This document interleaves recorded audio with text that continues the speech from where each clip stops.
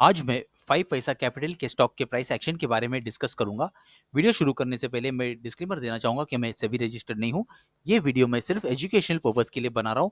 इस वीडियो के बेसिस पर आप बाई सेल या होल्ड का डिसीजन मत लीजिए, आप अपना रिसर्च खुद कीजिए। ये कोई इन्वेस्टमेंट एडवाइस नहीं है और किसी भी स्टॉक में इन्वेस्ट करने से पहले आप हमेशा अपने सर्टिफाइड फाइनेंशियल एडवाइजर से कंसल्ट जरूर कीजिए। मैं बाई सेल या होल्ड का रिकमेंडेशन नहीं दे रहा हूं और ना ही मैं कोई ओपिनियन एडवाइस या सजेशन दे रहा हूं। मैं प्योरली प्राइस एक्शन के बारे में बात कर रहा हूँ। तो देखते ये कैसे बिहेव कर रहा है।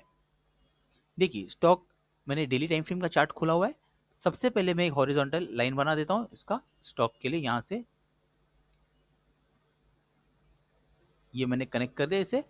ये मैंने क्यों बनाया, देखिए स्टॉक ने क्या किया, यहाँ से जो हाई बनाया स्टॉक ने, इसके बाद स्टॉक नीचे गिरा, यहाँ से स्टॉक ने सपोर्ट लिया, फिर यहाँ पर भी आया स्टॉक ने यहाँ पर सपोर्ट लिया। तो ये एक इंपॉर्टेंट सपोर्ट का काम कर रहा है स्टॉक के लिए।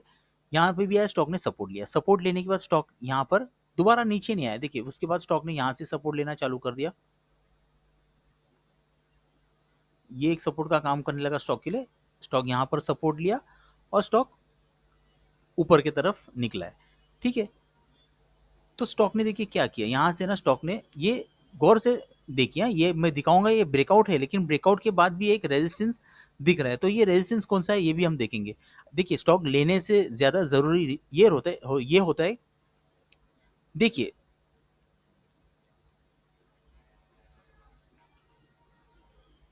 देखिए ये जो मैं आप लोगों को बताऊंगा ना, ये एक ब्रेकआउट दिखेगा आप लोगों को, लेकिन ब्रेकआउट दिखने के बाद भी एक रेजिस्टेंस है इसमें। तो ये बहुत इंपॉर्टेंट है, तो इस ये चीज पर ध्यान देना। तो बहुत लोग रहते हैं जो ऐसे ये जो ब्रेकआउट देख के सोचिए कि स्टॉक ने ब्रेकआउट दिया देख के स्टॉक में वो ट्रैप हो जाते।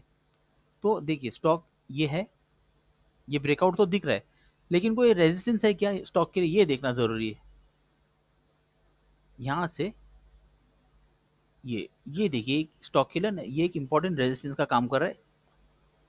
ये जो जोन है यहाँ से स्टॉक ने, ये देखिए स्टॉक जब भी इसे हिट कर रहा है यहाँ पर, ये एक चैनल पैटर्न बन गया देखिए यहाँ से। ओके, तो स्टॉक जब भी इसे हिट कर रहा है स्टॉक नीचे आ रहा है। यहाँ पर भी स्टॉक ने इसे हिट किया, नीचे आया। अभी स्टॉक यहाँ पर गया लेकिन इसके ऊपर स्टॉक ने क्लोजिंग नहीं दिया, स्टॉक ने यहाँ पर रेजिस्टेंस लिया है।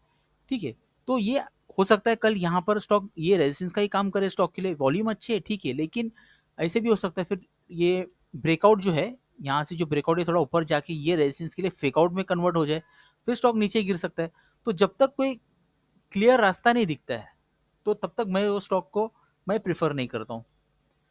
ठीक है ना, तो ये फेकआउट भी हो सकता है। हाँ, अगर स्टॉक इसके ऊपर सस्टेन करता है, कोई इसके ऊपर सस्टेन करता है तो फिर ठीक है, यहाँ ऊपर जाके सस्टेन कर दे या रिटेस्ट लेके यहाँ से फिर स्टॉक अगर एक जर्नी शुरू करता है तो फिर वो ठीक होता है मेरे हिसाब से। हाँ, मुझे ऐसे लगता है। तो देखिए स्टॉक यहाँ से अभी मैं एक लाइन बना देता हूँ स्टॉक के लिए। यहाँ से मैं इसे कनेक्ट कर देता हूँ। ओके, ये देखिए यहाँ से भी ये एक रेजिस्टेंस ले रहा था स्टॉक, ये यहाँ से बार बार जब भी इससे हिट कर रहा था स्टॉक नीचे आ रहा था यहाँ से। तो अभी क्या है, अगर स्टॉक अगर ऊपर यहाँ से अगर रेजिस्टेंस लेता है, अगर स्टॉक इसके ऊपर ओपनिंग देता है और यहाँ सस्टेन करता है सोचिए, तो अच्छी बात है। अगर स्टॉक यहाँ पर ही खुलता है कहीं पर या फिर यहाँ ऊपर खुल के फिर नीचे आता है, नीचे आके यहाँ सपोर्ट, ये एक सपोर्ट का काम करना चाहिए स्टॉक के लिए। अगर स्टॉक ने ये सपोर्ट भी तोड़ दिया, इसके नीचे अगर स्टॉक आता है तो फिर ये एक सपोर्ट का काम कर सकता है। बाई चांस अगर स्टॉक ने अगर ये कैंडल के नीचे क्लोजिंग दे दिया, इसे मैं मार्क कर देता हूँ, ये जो कैंडल बना है, अगर स्टॉक इसके नीचे क्लोजिंग दे देता है तो फिर स्टॉक वीक हो जाएगा, फिर स्टॉक और नीचे तक फिर से आ सकता है।